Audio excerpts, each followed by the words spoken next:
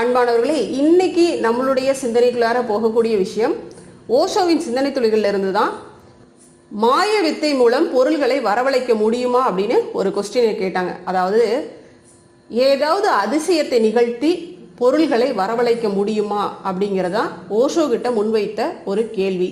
அதுக்கு ஓஷோவினுடைய பதில் என்னவாக இருந்துச்சு அப்படின்னு பார்க்கலாம் பாருங்க. ஆமாம், அது என்னால் முடியும். அதே சமயம் அது என்னால் கூட முடியாது. ஏனென்றால் அதனுடைய முட்டாள்தனம் எனக்கு புரியும். அது என்னால் முடியாது என்பதே சரியானது. அப்படி செய்து காட்ட புத்தரை உங்களால் தூண்ட முடியாது. ஆனால் இயேசு அப்படி செய்யும்படி ஆகிவிட்டது. அதற்கு காரணம் இருக்கிறது. கண்களால் பார்த்து உறுதி செய்து கொள்ளாது யூதர்கள் எதையும் நம்ப மாட்டார்கள். அற்புத நிகழ்ச்சி ஏதும் இல்லாமல் அவர்களை சமாதானப்படுத்த முடியாது. போஷா என்ன சொல்றாங்க?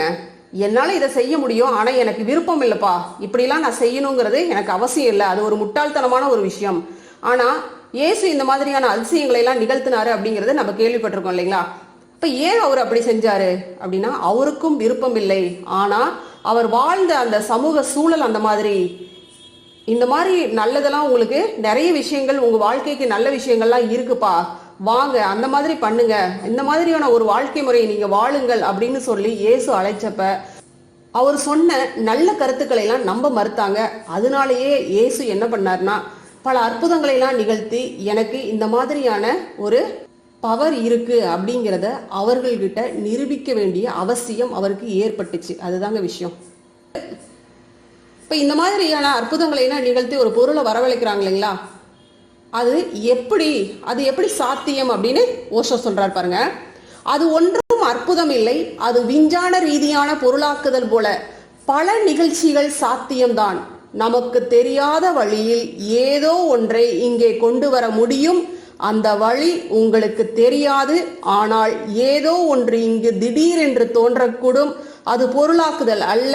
சேமிப்பு அறையில் இருந்து ஒரு ஸ்விஸ் கடிகாரத்தை இங்கே வரவழைக்க முடியும். ஆவிகளால் அதை இங்கே கொண்டு வர முடியும். உங்களால் அந்த ஆவிகளை பார்க்க முடியாது, ஆனால் கை கடிகாரத்தை பார்க்க முடியும். அது பொருளாக்குதல் அல்ல. ஏதோ நமக்கு தெரியாத வழியில் அந்த ஸ்விஸ் கடிகாரம் எங்கிருந்தோ இங்கே வந்திருக்கிறது. அதை போல பொருளாக்குதல் கூட சாத்தியம்தான். ஒன்றுமில்லாததில் இருந்து ஏதோ ஒன்று வரலாம்.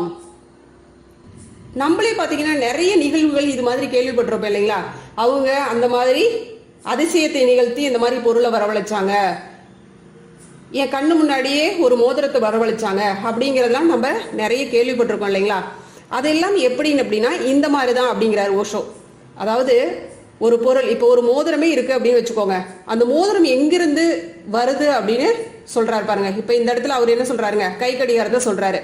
அப்ப நம்ம கண்ணு முன்னாடி ஒரு கை கடிகாரத்தை கொண்டு வர்றாங்க அப்படின்னா அது கண்டிப்பாக ஏதோ ஒரு இடத்திலிருந்து தான் அது இங்கே எடுத்து வரப்பட்டிருக்கும். கண்டிப்பா என்ன பண்ணிருங்க, அந்த இடத்துல உருவாக்கி அதை கொடுக்க முடியாது. அப்ப ஒரு திருட்டுனே அதை வச்சுக்கலாம், மறைமுகமான திருட்டு அப்படிங்கிறதாங்க அந்த இடத்துல ஒரு விஷயம். வேதாத்திரி மகரிஷியும் அதுதான் சொல்லுவாங்க. அவர்கிட்டயும் இந்த மாதிரி நிறைய கேள்விகள் கேட்டிருக்காங்க. நீங்க இவ்வளோலாம் பண்றீங்களே, உங்களால இந்த மாதிரியான அதிசயத்தை நிகழ்த்த முடியுமா அப்படின்னு கேட்டதுக்கு அதுதான் மகரிஷி சொன்னாரு, என்னாலே முடியும், ஆனா அது ஒரு திருட்டு மாதிரி தான். ஏதோ ஒரு இடத்துல இருந்து தான் அந்த பொருள் வரவழைக்க முடியும். இப்போ ஒரு பொருள் கேட்கறாங்க அப்படின்னா அது கண்டிப்பாக ஏதோ ஒரு கடையிலிருந்தோ ஏதோ ஒரு இடத்துல இருந்ததோ அந்த இடத்துல இருந்து தான் அந்த பொருளை அவர்கள் வரவழைத்து கொடுப்பார்கள். ஆனா அது அந்த பொருளுக்கு உரிமையாளருக்கும் தெரியாது, இங்க எந்த மாதிரி எப்படி வந்துச்சு அப்படிங்கிறதும் நம்மளுக்கு தெரியாது. அதுதான் இங்க ஓஷோ கரெக்டா சொல்றாங்க பாருங்க. ஆவிகளை ஏவி விட்டு அந்த பொருள்களை இவர்கள் வரவழைத்து விடுவார்கள் அப்படின்னு சொல்றாங்க.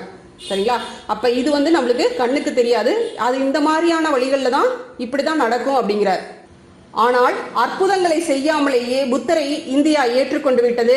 ஆனால் யூதர்கள் உங்களால் அற்புதங்களை செய்து காட்ட முடியுமா, நீங்கள் சொல்லுவது அர்த்தமுள்ளது என்று, நீங்கள் ஏதாவது அற்புதங்களை செய்து காட்டினால்தான் நாங்கள் நம்ப முடியும் என்று கேட்க ஆரம்பித்து விடுவார்கள்.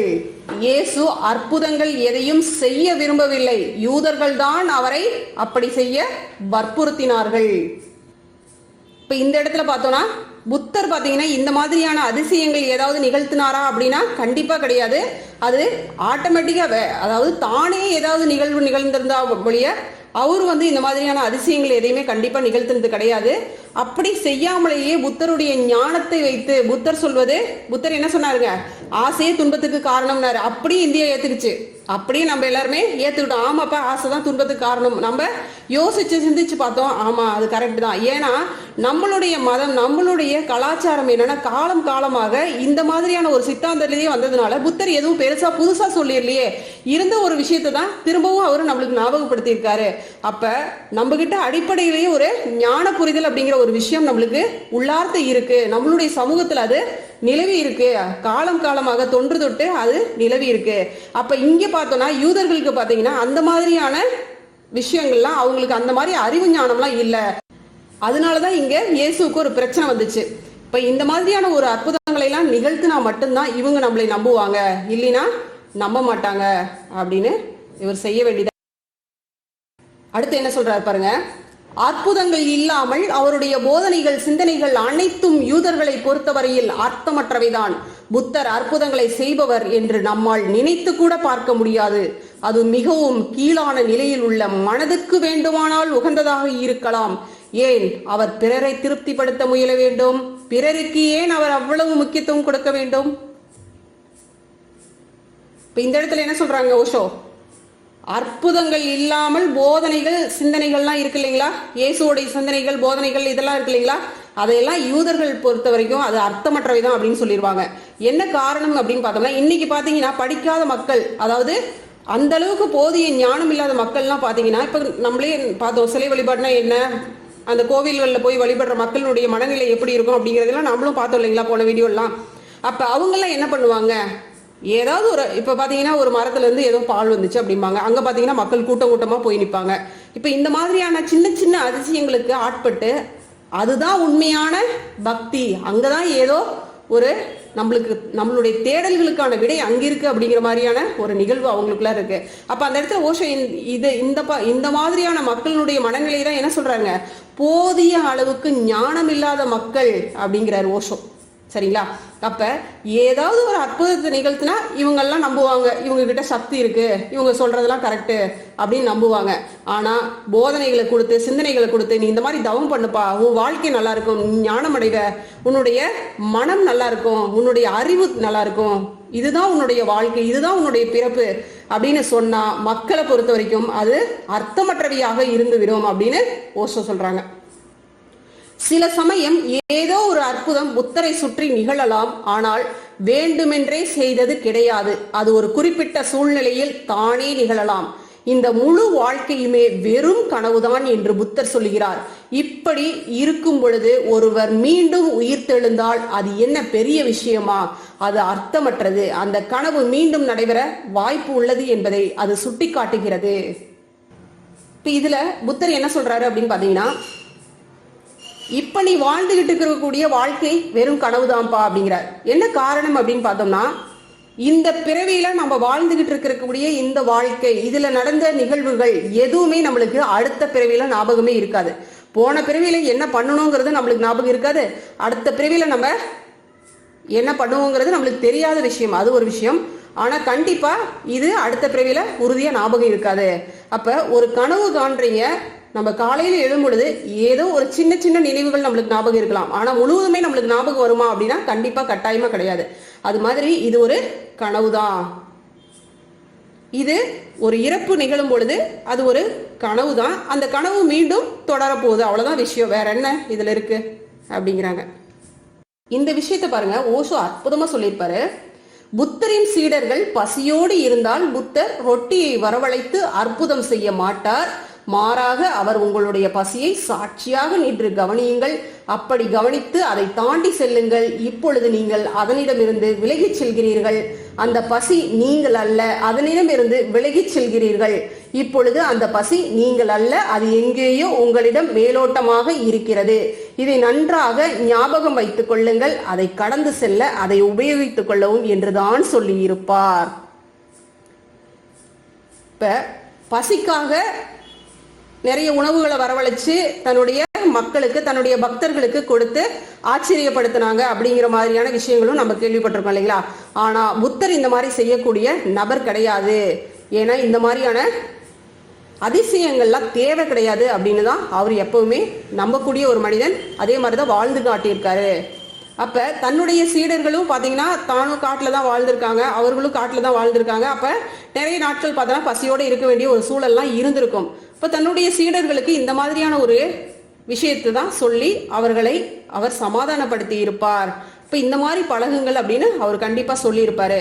ஏன்னா எந்த ஒரு விஷயத்தையுமே நம்ம சாட்சியாக நின்று நம்ம பார்த்தோம் அப்படின்னா அது நம்மளுடைய இது அல்ல அப்படிங்கிறது நம்மளுக்கு தெளிவா வருங்க. ஒரு உடல்ல வலி ஏற்பட்டா கூட அந்த விஷயத்தை நம்ம ஒரு சாட்சியாக நின்று அதை பார்த்தோம் அப்படின்னா அது அப்படியே ஓரளவுக்கு அது சமாதானமாகி போறதை நம்மளால கண்டிப்பா கண்கூட உணர முடியுங்க. இயேசு ரொட்டியை வரவழைக்க வேண்டியதாயிற்று. ஆனால் புத்தர் தன் சீடர்கள் பட்டினி இருப்பதற்கு அவர்களை சமாதானப்படுத்த வேண்டியதாயிற்று. ரொட்டியை வரவழைத்து கொடுப்பது என்பது அதிசயம் இல்லை. ஆனால் ஒருவர் பட்டினி இருக்க அவரை தயார்படுத்துவது என்பதுதான் அதிசயம். அது நாம் ஒன்றை எப்படி எடுத்துக்கொள்கிறோம் என்பதை பொறுத்து அமைகிறது. நான் இப்படிப்பட்ட அதிசயங்களை ஆதரிப்பதில்லை, ஏனெனில் அதனுடைய முட்டாள்தனம் எனக்கு புரியும். இப்ப இதுலயே பார்த்தோம் அப்படின்னா ஒரு நாள் பட்னியா இருக்காங்க அப்படிங்கிறதுக்காக இவரு பக்கத்துல இருக்காரு அப்படிங்கிறதுக்காக அதை உணவை வரவழைச்சு கொடுத்துட்றாரு. இதுவே பல நாட்கள் அவர்கள் இந்த மாதிரியான ஒரு சூழல்ல சிக்கிக்கிட்டு இருக்கும்போது அவர்களுக்கு இந்த மாதிரி எப்பவுமே அவரால் பண்ணி கொடுக்க முடியுமா, செய்து கொடுக்க முடியுமா? அது சாத்தியமில்லை தானங்க. நாம் வாழும் இந்த முழு வாழ்க்கையே அர்த்தமற்றது. இதில் நீங்கள் ஏதும் உண்டாக்கினால் அது அர்த்தமற்றதுதான். நான் ஈடுபட நினைக்கும் ஒரே அதிசயம் உங்களை அப்பாலுக்கு தள்ளுவதுதான். அந்த அப்பாலின் சிறிய தெய்வீக ஒளிக்கீற்று கூட அதிசயமாகவே அற்புதமாகவே இருக்கும். என்னை பொறுத்தவரையில் இயேசுவை இப்படிப்பட்ட காரியங்களை செய்ய விடாமல் தடுத்திருந்தால் அவர் இந்த மனித குலத்துக்கு மிக நன்றாக சேவை புரிந்திருக்க முடியும் என்றே நான் கருதுகிறேன். அப்படி செய்ததால் அவர் முட்டாள்களைத்தான் கவர்ந்தார். இப்ப இயேசுக்கும் பாத்தீங்கன்னா புத்தர் மாதிரியே ஞான புரிதல்கள்லாம் நிறையவே இருந்துச்சு. ஆனா அவர் என்ன பண்ணாருங்க, அவரை சுற்றி இருந்த மக்கள் என்ன பண்ணாங்க, அவர் அதிசயங்களை நிகழ்த்தினால் மட்டுமே அவரை நம்பினாங்க. அப்ப அவர் என்ன பண்ணாங்க, ஒரு சிலையை வழிபடுற மாதிரி, இப்ப நம்ம கோவில்கள்ல போய் எப்படி ஒரு சிலையை வழிபடுறோமோ அந்த மாதிரி அவரை பார்க்க ஆரம்பிச்சாங்க. அவருடைய போதனைகள், அவருடைய சிந்தனைகளை எல்லாம் அவங்க அவ்வளவோ செவி கொடுத்து கேட்டாங்களா, அது உள்ள போச்சா, அவங்க நடைமுறை வாழ்க்கையில அதை கடைபிடிச்சாங்களா அப்படிங்கிறது கண்டிப்பா கேள்விக்குறிதான். ஏதோ ஒரு சில மனிதர்கள் தான் பாத்தீங்கன்னா இயேசுனுடைய கருத்துக்களை உள்வாங்கி அதை கடைபிடிச்சாங்க அப்படின்னு சொல்லலாம். நீங்கள் கருதும் அந்த அற்ப நிகழ்ச்சிகளால் சாதாரண மக்கள் தான் அவரால் கவரப்பட்டார்கள். அந்த அதிசய நிகழ்ச்சிகளால் அவர் மக்களுக்கு உதவி செய்ய முயன்றார். ஆனால் அது முடியாத காரியம். மாறாக அவரே துன்பத்தை தனக்கு வரவழைத்துக் கொண்டார். இப்படி செய்ததன் மூலம் இயேசு யாருக்கும் உதவி செய்ததாக நான் கருதவில்லை. இப்ப இந்த மாதிரியான அதிசயங்களுக்கெல்லாம் யாருங்க ஆட்படுவாங்க, யாருங்க கவரப்படுவாங்க? சாதாரண மக்கள் தான். அவர்களுக்கு ஞான புரிதல் அப்படிங்கிற ஒரு விஷயம் இருக்கவே இருக்காது.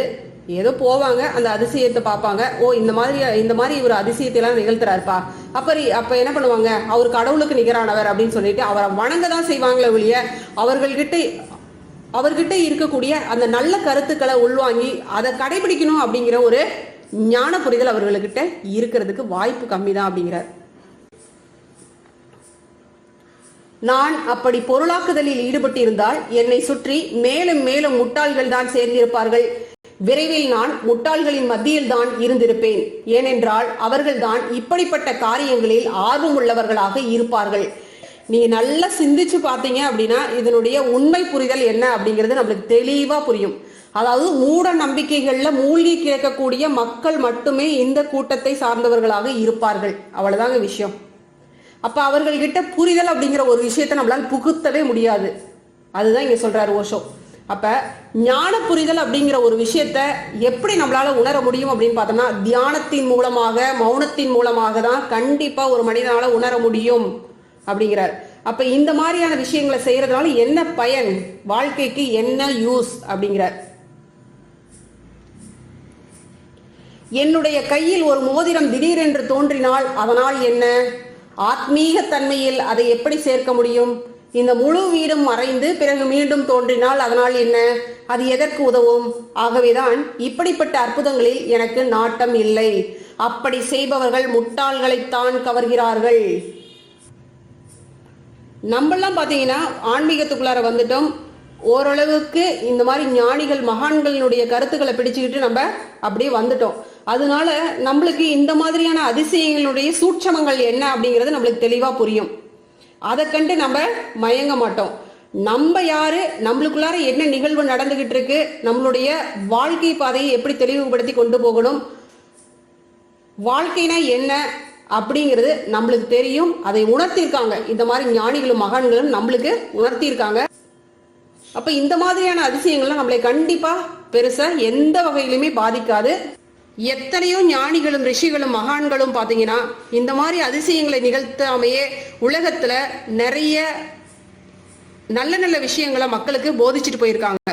இப்ப வள்ளலாராகட்டும், வேதாத்ரி மகரிஷி ஆகட்டும், ஓஷோ, புத்தர், இந்த மாதிரி எத்தனையோ மகான்கள் பார்த்தோம்னா நம்மளுக்கு நல்ல விஷயங்களை சொல்லிட்டு போயிருக்காங்க. அவர்கள் எப்பவுமே தாங்கிட்ட இந்த மாதிரியான சக்திகள் இருக்கு, என்னால இந்த மாதிரியான அதிசயங்களை எல்லாம் நிகழ்த்த முடியும் அப்படின்னு மக்கள் கிட்ட ஒருபோதும் அவர்கள் செய்து காட்டியதே கிடையாது. அப்ப உண்மையான ஞானத்தை மக்களுக்கு கொடுக்கக்கூடியவர்கள் கண்டிப்பாக எப்படி இருக்க வேண்டும் அப்படின்னு சொல்றாருங்க. தவறான பாதையை மக்களுக்கு காட்டணுங்கிற அவசியம் இல்லை. ஏன் காட்டணும்? நேர்மையான வழியில நேர்மையான முறையில மக்களுக்கு நல்ல விஷயங்களை போதிச்சா மட்டுமே அது மக்களை முழுமையாக சென்றடையும் அப்படின்னு ஓஷோ சொல்றாங்க. இல்லைன்னா யாரு எப்படிப்பட்ட மக்கள் இருப்பாங்கிறாங்க? அறியாமையில் இருக்கக்கூடிய மக்கள் மட்டுமே இவர்களை சுற்றி இருப்பார்கள் அப்படிங்கிறாங்க. இப்ப நம்மளாம் பார்த்தோம்னா ஆன்மீகத்துல இருக்கிறோம், தவம், தற்சோதனை, நம்மளையே நம்ம ஆழ்ந்து பார்க்குறோம், நம்ம யாரு அப்படிங்கிற புரிதல் இருக்கு, மனம்னா என்னன்னு யோசிக்கிறோம். இந்த மாதிரி நிறைய செயல்களை நம்ம ஈடுபடுறோம், நம்மளையே நம்ம திருத்திக்கிறதுக்கு முயற்சி பண்றோம். ஆனா இவங்க என்ன பண்ணுவாங்க? மற்றவர்களை திருத்த முயற்சி பண்ணுவாங்க. ஆனா அவங்களுக்குள்ளார என்ன விஷயம் நடந்துகிட்டு இருக்கு, எந்த மாதிரியான உள்ள என்ன மாதிரியான ஓட்டங்கள் ஓடிக்கிட்டு இருக்கு அப்படிங்கிறது அவங்களுக்குள்ளார போய் பார்க்க மாட்டாங்க. அதாவது நான் யார் என்ற அந்த புரிதல் இவர்கள்கிட்ட இருக்காது. அதுதாங்க விஷயம். எது உதவும் நம்மளுக்கு?